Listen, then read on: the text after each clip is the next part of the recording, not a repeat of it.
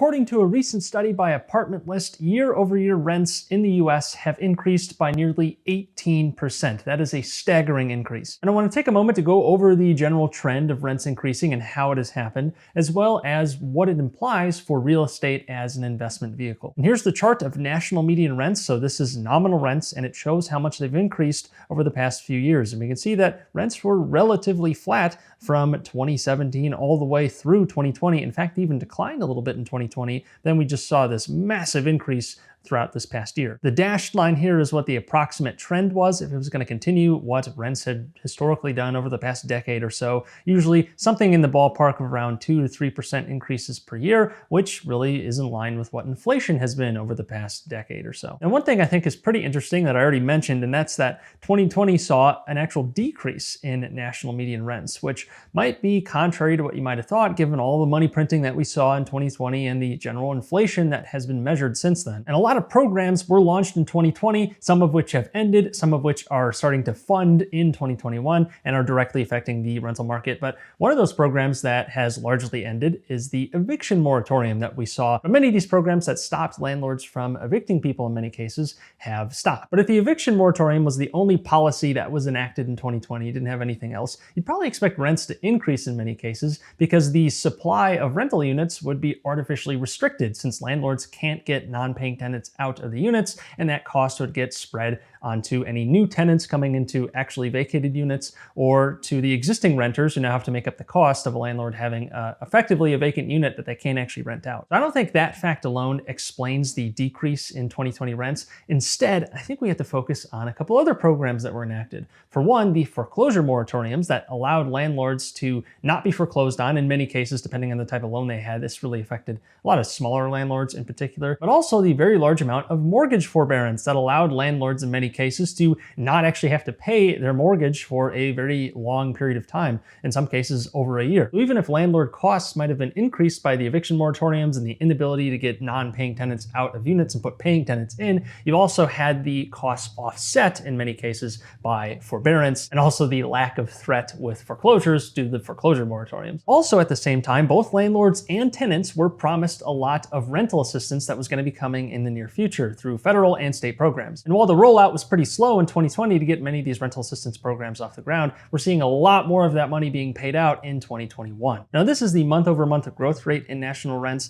and it tells a very similar story. You saw some decreases in many months in 2020, and then you've seen very large-scale increases in 2021 that have since slowed down, but again, we're at a much higher floor than we were before. So even though the increases might stop, doesn't mean that rents are now decreasing or anything like that. And if they are decreasing, it's from a much higher basis than it was before. And it's been at such a level that from January to November of 2021, we've seen about an 18% increase in rents. And you might say, whoa, hold on a second. Why is the increase in rents so much higher than the current rate of inflation, at least as reported by the government, of somewhere between 6 and 7%? Why is it 18% for rents? Well, remember what we just talked about. We actually saw a slight decrease in 2020, and really the real estate market, especially the rental market, was put on pause in a lot of areas that might have allowed for more price discovery, if you will, had things just been left to their own devices. We'd definitely be in a very different situation had that happened, but that's not what happened. We know we had all these programs come out, and I think you're really seeing more of a delayed sort of inflation, and I don't think it's a coincidence that the 18%, when you divide it by 2, is closer to 9% per year, but when you compound it a bit, it's probably more like 8% per year, and that's a lot closer to the annual inflation rate of something like 6 to 7% that we're seeing now. In other words, I think we're basically seeing 2 years of inflation bundled up into 1 year, and that year is 2021. And I think this illustrates one of the main benefits of owning real estate as an investment. Not that it's the best investment by any means. There are lots of different types of investments out there, and some might perform better for you than others, depending on your competence, what you actually want out of an investment. So anyways, real estate does have a very good inflation protection built in, at least when we look at things historically. And you can definitely pick exceptions with certain markets that have a lot more distortions in them. But generally, when you look at aggregate rents, I think it's a pretty good proxy for the actual inflation rate, since typically the only reason that landlords are going to increase rents is because their costs are increasing or renters simply have more money to spend on housing, and that can come via a variety of means. In this case, there's a lot of money being thrown towards rental assistance programs, which means that many more renters now have more money than they might have otherwise, and more of that money is being pointed towards housing. And when the pool of renters has more money to spend on housing, landlords are going to push rents up because there's more demand going for the same amount of supply. And that's especially powerful when you add fixed rate debt into the equation, because a lot of people buy real estate with fixed rate debt, or it's fixed for some period of time to where the interest rate is not going to change on the debt. So if the Federal Reserve jacks up their rates and you see rates across the economy rise as well, that's not going to affect that particular loan that you have on the property, assuming it's fixed rate, because, well, it's fixed. So that payment is basically locked in place. And that's typically the largest item when it comes to owning a property. It's the mortgage payment. Now, you're going to have other expenses too, taxes and general capital maintenance that might go up in cost as well as inflation rears its ugly head through the economy. But that can be passed on to renters because real estate has pricing power. This means that as costs increase, landlords can pass those costs on to renters for better or for worse. Now, oftentimes there might be a lag in being able to use that pricing power as a landlord, because typically you might have something like a 12-month lease,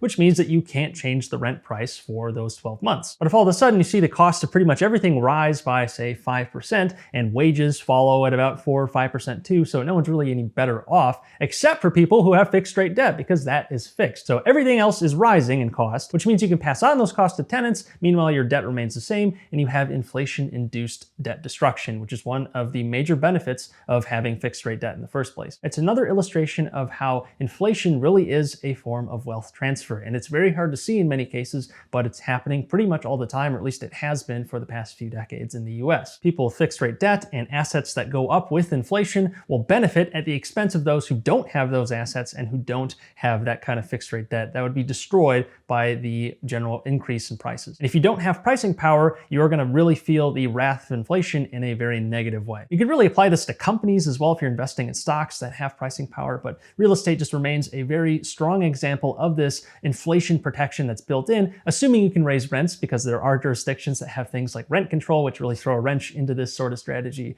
but still. Now, as for what's next, I wouldn't really anticipate rents coming down much anytime soon. In fact, I would think they would keep increasing. Time will tell, of course. I don't think it's going to be increasing at nearly the same rate that we've had in the past year. You never know when the government might flood the economy with more trillions of dollars, and all of a sudden there's more dollars swimming around, and that might find its way into rental increases. Anyways, if you guys like this video, please like it, since that would help the channel out a lot. And if you like this sort of content about real estate and investing in general, then definitely subscribe, since I put out new videos every single week. But until next time, take care.